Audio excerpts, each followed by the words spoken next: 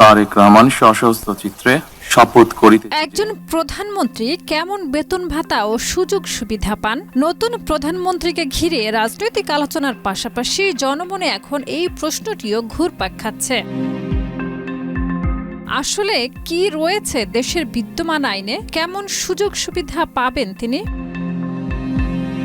The prime ministers remuneration and privileges amendment bill 2016 অনুযায়ী প্রধানমন্ত্রীর মাসিক মূল বেতন 1,15,000 টাকা। এর সঙ্গে রয়েছে মাসিক 1 লাখ টাকা বাড়ি ভাড়া ভাতা। যদিও সাধারণত প্রধানমন্ত্রী সরকারি বাসভবনে অবস্থান করেন, তবুও এ ভাতা প্রাপ্য হিসেবে নির্ধারিত। কালার এক্সপার্ট এবং ডার্ক জ্যাপ সমৃদ্ধ অরিক্স অ্যাডভান্স ডিটারজেন্ট পাউডার, আপনার লন্ড্রি এক্সপার্ট। এছাড়া প্রতিদিনের জন্য 3,000 টাকা দৈনিক ভাতা নির্ধারিত আছে। রাষ্ট্রীয় ও আন্তর্জাতিক সফরে বিমান ভ্রমণের ক্ষেত্রে তার জন্য 25 লাখ টাকার বিমা কভারেজ সুবিধা রাখা হয়েছে। পাশাপাশি রয়েছে 1.5 কোটি টাকার স্বেচ্ছাধীন তহবিল, যা সরকারি প্রয়োজন ও বিশেষ ক্ষেত্রে ব্যয়ের জন্য ব্যবহার করা হয়।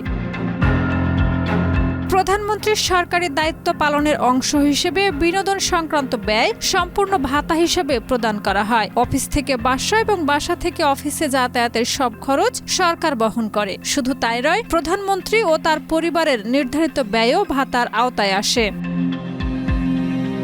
এছাড়া প্রধানমন্ত্রীর সরকারি বাসভবনের বিদ্যুৎ, গ্যাস, পানি, টেলিফোন ও অন্যান্য ইউটিলিটি বিল সম্পূর্ণভাবে রাষ্ট্র বহন করে। ত্রয়োদশ জাতীয় সংসদ নির্বাচনে ভূমিধস জয়ের পর 17 ফেব্রুয়ারি শপথ নিয়েছেন নবনির্বাচিত সংসদ সদস্যরা। এরপর বিএনপি সংসদীয় দলের বৈঠকে দলের চেয়ারম্যান তারেক রহমানকে সংসদ নেতা নির্বাচিত করা হয়। 17 ফেব্রুয়ারি তিনি বাংলাদেশের নতুন প্রধানমন্ত্রী হিসেবে শপথ গ্রহণ করেন, যার মধ্য দিয়ে শুরু হলো দেশের রাজনীতির এক নতুন অধ্যায়।